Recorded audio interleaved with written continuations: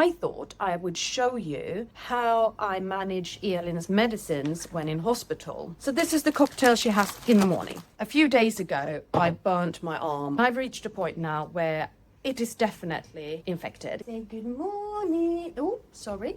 Good morning. Did I make you startle? Yeah. She's in a bit of a grump this morning, and she is bringing up everything I put into her. So we're doing breakfast and medicines extremely slowly. The night has been all right. I mean, we're in a hospital. The parent bed, which is this cupboard behind me, it's one of those fold-out beds that I always associate with 1980s England. Not the most comfortable thing to sleep on. The room is boiling hot, even with the fan on. She's been waking up several times, which she does anyway, so we can't get away from that. But I thought I would show you how I manage Elin's medicines when in hospital. And it differs from hospital stay to hospital stay. For example, if she's in hospital as an emergency, i.e. she's gone into her cluster seizures and she's super sick, it's a very different story. But because this is an admission that we knew about in advance, I brought all the syringes I need with me. She can have all of her medicines through her Mickey button. She doesn't need anything intravenously. It's looking a little different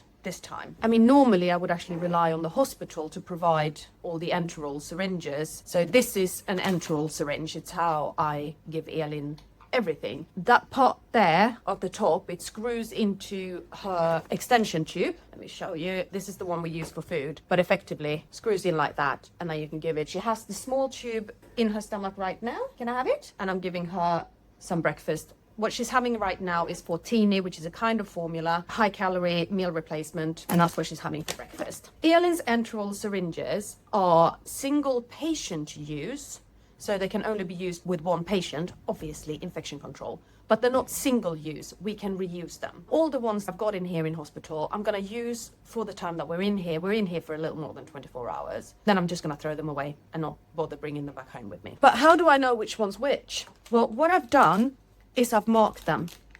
I've written PAR on this one. That stands for paracetamol. I don't need paracetamol right now, I hope. This one is marked Epi. That stands for Epilim, and she does need some Epilim this morning. Now, at home, I draw up her morning medicines the night before when I do her evening medicines, but I've decided to not waste the syringes because also at home I have the ability to wash up my syringes, right? She has 7.5 of Epilim. She has different doses of all the medicines. How on earth do I remember how much to give her of each? It's just practice.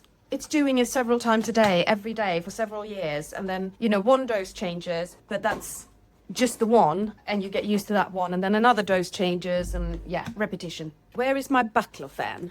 There. So this one's marked back for baclofen.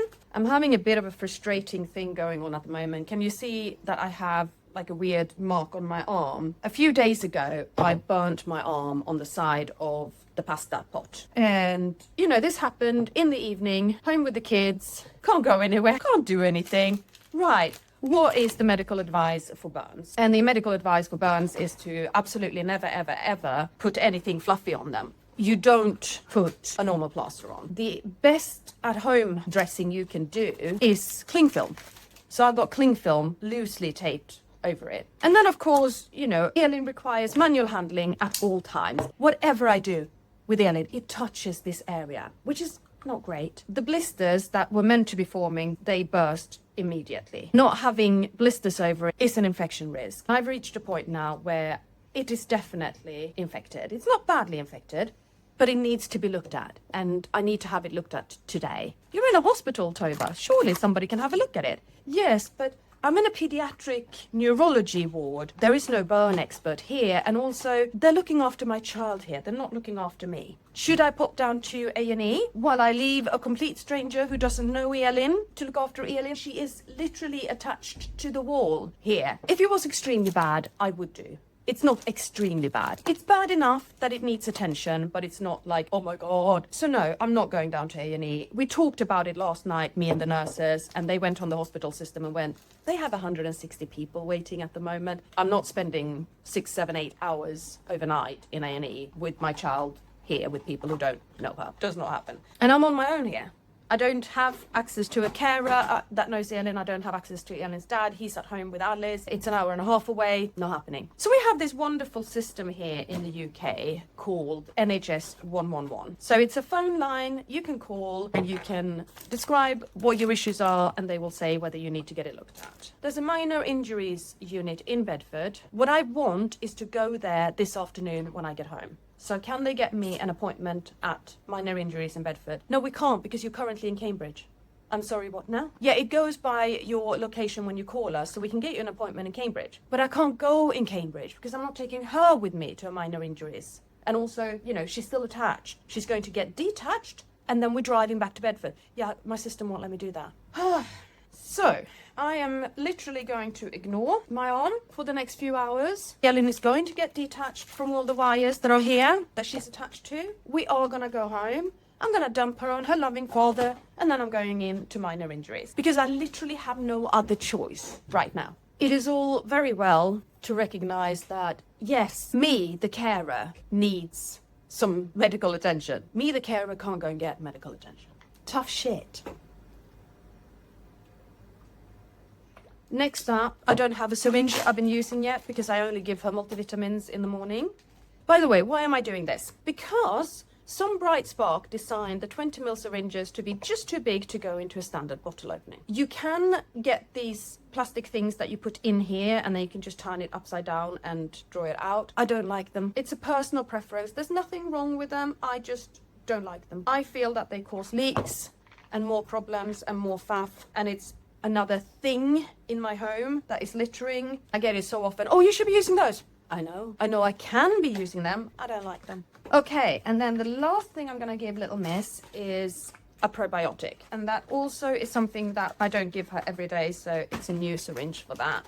Now, this is a bit tricky. This is a capsule, and Elin can't swallow capsules. And I did a really nice reel about this a long time ago, and I reposted it on my TikTok and Instagram recently, where I show how to do this. I'm a little bit limited with where I'm putting the camera at the moment and how I'm going to manage the logistics of holding things. So you can go onto social media and find them there.